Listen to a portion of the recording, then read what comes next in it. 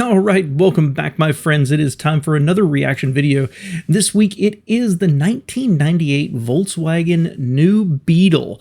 I've got stories about this one, of course, because I really liked this car. And as a matter of fact, when they started trotting out the concept car that became the new Beetle, I was one of those early people who signed up for information from Volkswagen. I remember they sent a brochure that was circular, and it mimicked the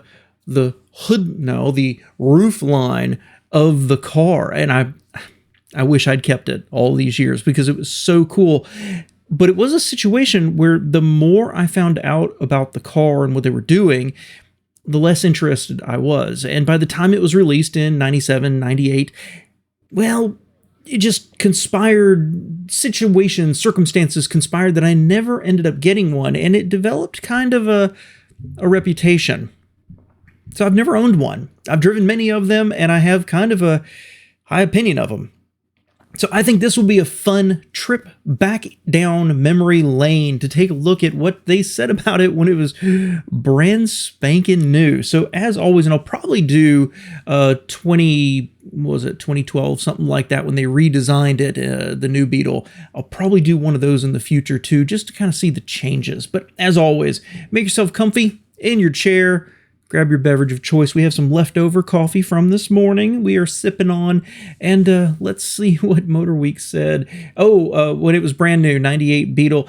And this is not on the Motorweek channel. This is actually, once again, from that wonderful channel, Hondata 97. Again, I'll try to provide a link down below so you can go see the original video if you want to see it, but appreciate them and their efforts putting this up. Your host for Motorweek, John Davis. Well, hello and welcome again to Motor Week. We're glad to have you with us.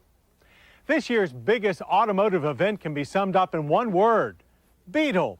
No, the new 1998 Volkswagen Beetle. VW's revival of the world's cutest car and all the memories that go along with it. And with several years of orders already on the books, it looks like a great business move too.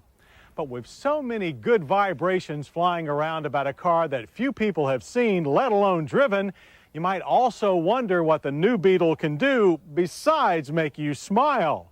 And, you know, let's say that I'll tell a little bit of a story about Volkswagen here at the end.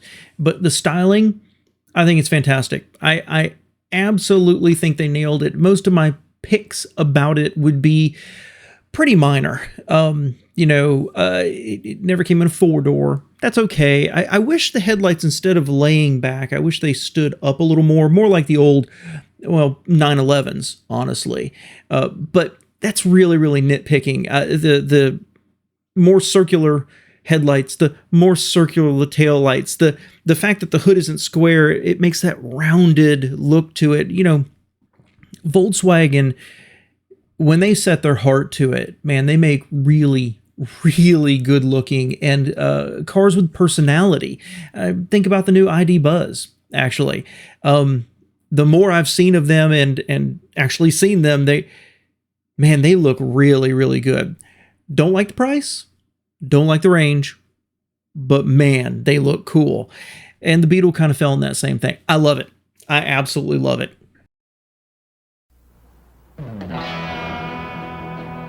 And that's something that Volkswagen's 1998 new Beetle is already very good at, as this funky little car that looks like it just leapt off the funny pages of the Sunday paper generates enough smiles, waves, and general goodwill to earn it a spot in the running for a Nobel Peace Prize. Something it's been doing ever since the American public first caught a glimpse of a rejuvenated rainbow silhouette on the show car circuit back in 1994.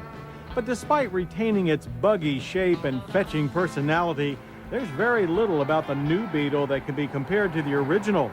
For starters, there's the new Beetle's molded plastic bumpers and fenders that have been carefully fitted to the galvanized steel body, and along with the flush-mounted head and tail lamps, give the car a solid single-piece appearance. Then there's the larger body dimensions. Riding on the latest Golf platform, the new Beetle is now 161 inches long and 67.9 inches wide, with its 98.9-inch wheelbase stretched between the available 16 by 6.5-inch alloy wheels. a stretch that gives the Now, new before they go on to the interior, a couple of things about the exterior, other than kudos to Volkswagen. The fact is there's a lot of people who would still buy the Beetle if they could. And certainly, it wasn't a great car. I mean, it has its attributes, right? But one of them is not, say, providing heat to the passenger compartment.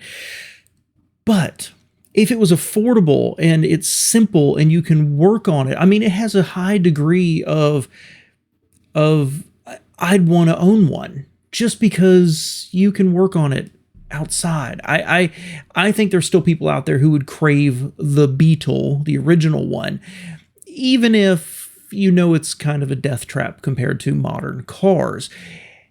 And the fact that you've got an international organization who says we've got all this love and we want to recapture some of that love and to have the strength to create that roofline and the shape and to this is not a carefully designed car. No, this is not a cautiously designed car. This is a car that was a big swing, honestly.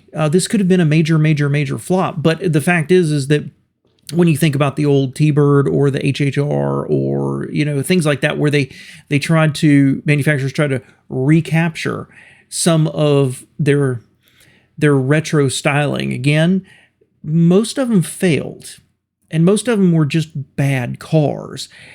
Volkswagen managed to do something that they had to have guts to actually put the investment in and put it out there, and made it a good car in the process.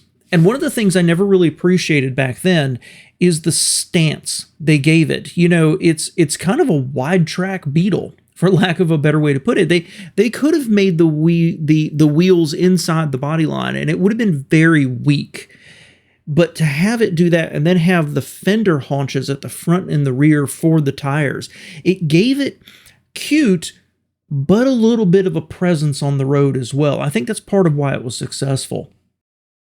Beetle, a more user-friendly, far from cramped front cabin, and a dash that looks like it has more acreage than a homesteader's claim. The front buckets are also generous in size and supportive, and can be covered in velour, vinyl, or leather, and feature standard side impact airbags as well. Both driver's and passenger seats are manually operated and height adjustable with this clever ratcheting pump handle, while the driver's position can be further optimized with the standard tilt and telescoping wheel. That front's a tight round gauge cluster that houses the large optimistic speedometer and a tiny tachometer and fuel gauge, but there's only an idiot light for engine temperature. They all turn an ultra cool ice blue when darkness falls and the lights are turned on. And speaking of being turned on, let's not forget the bud vase that comes in every new Beetle. An obvious salute to, and we'll only use this word once, groovier days of yore, which can also be relived by kicking out the jams on the standard AM/FM cassette stereo with an optional trunk-mounted 6-disc CD changer. Those going for the full-blown retro head trip can install their own 8 tracks and then turn the heat off, as the smooth rotary heating and air conditioning controls offer up plenty of both, an unheard-of concept in the original Beetle Bug. And so too the cup holders and 12-volt power points, not to mention the optional one-touch electric windows. And how about front seats that spring up and forward to allow easier access to the rear bench that offers a bit more legroom but still not too much headroom? Oh well, the grab handles are still right where you remember them when it comes time to hoist yourself out of the back. But the engine is not, as those going to the rear to check the oil will be doubly surprised to find no engine but a hatchback trunk with 12 cubic feet of usable space, made even larger with the rear seat folded. The engine is now no problems with almost anything here.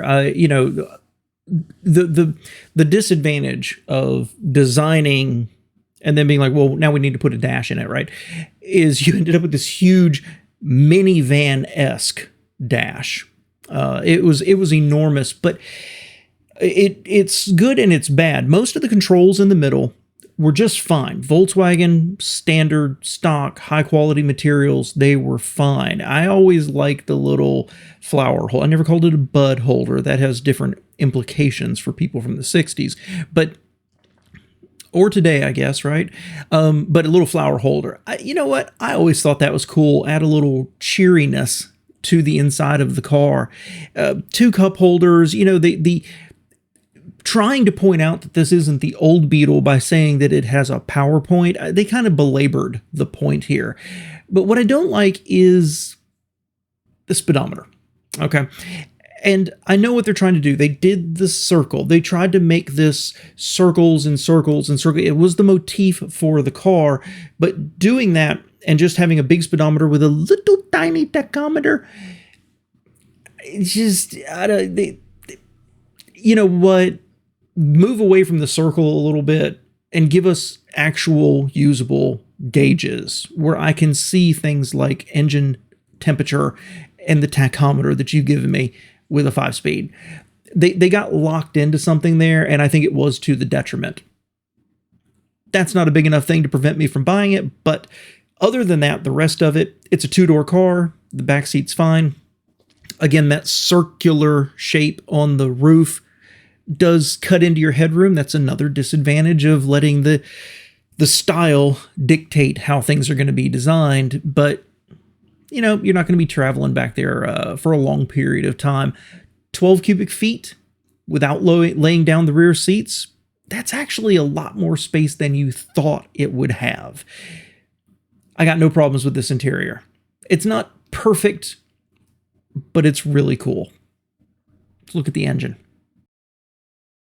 Located in the front and bears no resemblance to the old sputtering, popping air-cooled engine it replaces. The new water-cooled 2-liter inline 4-cylinder motivator pumps out 115 horsepower and 122 pound-feet of torque and delivers an estimated 29 city and 41 miles per gallon highway. A high-tech 1.9-liter turbo direct injection diesel engine is also available. Rated at 90 horsepower and 149 pound-feet of torque, it squeezes nearly 700 miles out of the new Beetle's 14.5-gallon fuel tank. A 1.8-liter turbocharged gas engine, similar to the one found in the Passat, is being readied for 1999. All 3 engines will feed through either a 5-speed manual or 4-speed adaptive automatic transmission. It was the gutsy 2-liter gas engine and 5-speed manual, however, that zipped us along to 60 in 10.7 seconds. Our drivers liked the strong bottom end and the positive feel of the shifter. But the standard 4-wheel disc tended to lock the front and rear wheels sporadically under heavy braking. And our 60-to-0 braking average of 137 feet is nothing to write home about. ABS is optional and highly recommended. Handling, on the other hand, is something to write home about. The McPherson strut front and torsion beam rear suspension with gas-charged dampers and coil springs at the corners also comes from VW's redesigned Golf and ratchets the Beetle's fun-to-drive quotient up a notch or two by keeping body roll to a minimum and understeer consistent and predictable. The power-assisted rack and pinion... Okay, so big surprise, a Volkswagen that actually handles pretty well. No surprise there. That braking distance, that's a little disappointing. Certainly for a mid-90s car, that just is underwhelming. It's not terrible. It's just underwhelming. Same thing with that 0 to 60 time. I like that engine. I respect that engine. I like 115 horsepower. That's fine. But just, I don't know, just it all feels kind of slow. That's why they came out with faster versions later on. But that being said, if you look at this more as an economy car, suddenly, I don't have a problem with that 0 to 60 time and getting nearly 41 miles to the gallon, 40 miles to the gallon on the interstate in something that's shaped like a cylinder. It's not bad. Not bad at all. So it's okay. It's okay, I guess is what I'm saying. Steering has an excellent on-center feel, and although a little heavy during slow-speed maneuvers, it feels just right at speed. The new Beetle is a very stable car. Just right also describes the overall road manners of the new Beetle. It soaks up the bumps with all the poise of a larger car, yet still maintains the road-hugging agility that made the old Beetle such a kick in the pants to push through heavy traffic. This Beetle will be very easy to live with. Pricing is easy to live with, too. The base model with the gas engine and a long list of standard equipment rings up at just $15,700. Our tester with the optional sport package topped out at $16,110. Base price on the diesel-equipped model is $16,975. But that extra cash up front should be returned quickly due to its miserly fuel economy. Bigger, better, and far more refined than the original, the 1998 Volkswagen New Beetle has all the necessary ingredients to take old hipsters comfortably down memory lane, or young hipsters to school and back. The people's car is definitely back, so more power to the people. You know, good on them for having the guts to do this car.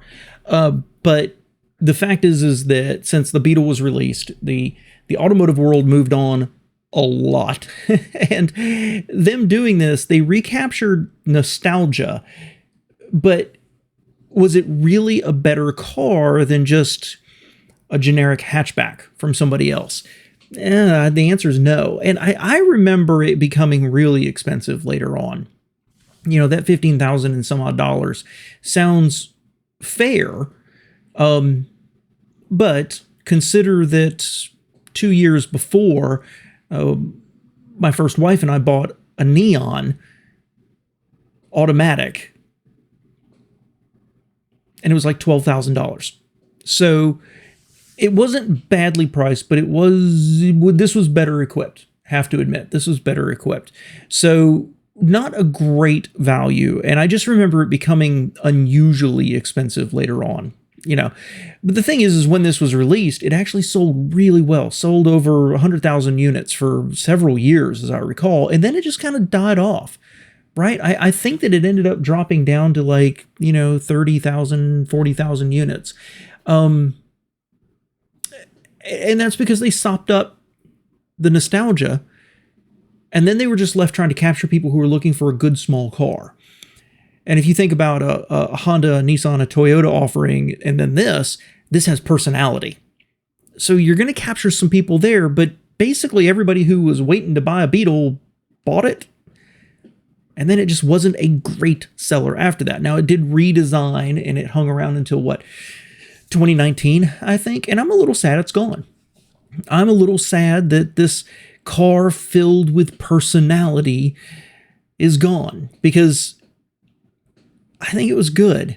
I really do. And, for me, really quick to make this story pretty short, I've told it before, but back in the day when I was working my way through college, I lived up in West Virginia, and several of the people that I gamed with, they owned Volkswagens, and they were all like, next car you get, you need to get a Volkswagen. And I did. I ended up getting my Fox, which was the cheapest Volkswagen you could buy. And it felt special. It was cheap, but it felt special. It felt solid. It felt so different than the American cars I had owned before, and I became a VW fan. And in fact, I don't know if I've ever mentioned this before, while I was in college, I actually looked at a Beetle. I thought about buying one. I don't remember. I think it was a 67 or something like that. And the thing that surprised me about it was how solid it felt. For being a light car, it felt, and for the engine being at the rear and no weight over the wheels, it felt so solid. And I also remember how quiet it was. It was not quiet. It was much quieter than I expected it to be. And it just raised my opinion. This is what Volkswagen designed the 30s? It was eye-opening to me. So when this was being announced, I was super excited about it. But I said at the beginning, the more I found, the less interested I became. They're coming out with a new Beetle. That's awesome. I love the styling. I'm so excited. Oh, it's a Golf platform. And the engine's up front. And it uses Golf engines. Okay, this is just a Golf with a different body on it, with more disadvantages because they're squeezing into a specific shape and less of the functionality, the hatchback versatility of a Golf. It was a Golf without the benefits of being a Golf. So when it was released, we already had cars, didn't need one then. When it came time to replace those cars, there were better buys out there. Or I wanted a 4-door, or we needed a minivan, or we needed a SUV, or there always was something that came up until it just was like, why buy it? But I remember a story, and I'll close with this. Back when Car Talk was on NPR, excuse me, Click and Clack. And I remember they would have people phone in, of course, and be like, oh, I've got this problem. What do you think? And one of these guys phoned in. He's like, I'm a huge guy. I don't remember. He was like 6'8", something like that. Weighed 300 pounds, whatever it happened to be. And he's like, I need advice on a car that I'm going to fit in, but it can't be expensive. And please don't recommend the Beetle. And they both laughed and they're like, we recommend the Beetle. Because the door was so huge, you could open it and be able to get in. And because of that circular roof line, there was a ton of headroom. And the dude needed to get over his hangups about the Beetle being a girl's car and go try it because he would fit in it. And I don't know, I guess I kind of always regret never owning one of these because I really do like them. I don't have enough nostalgia to crave one, and by the end, I just kind of felt they were expensive. So anyway, let me know what you think below, guys. I appreciate you being here in this little trip down memory lane, and I'll see you on the next one. Thanks.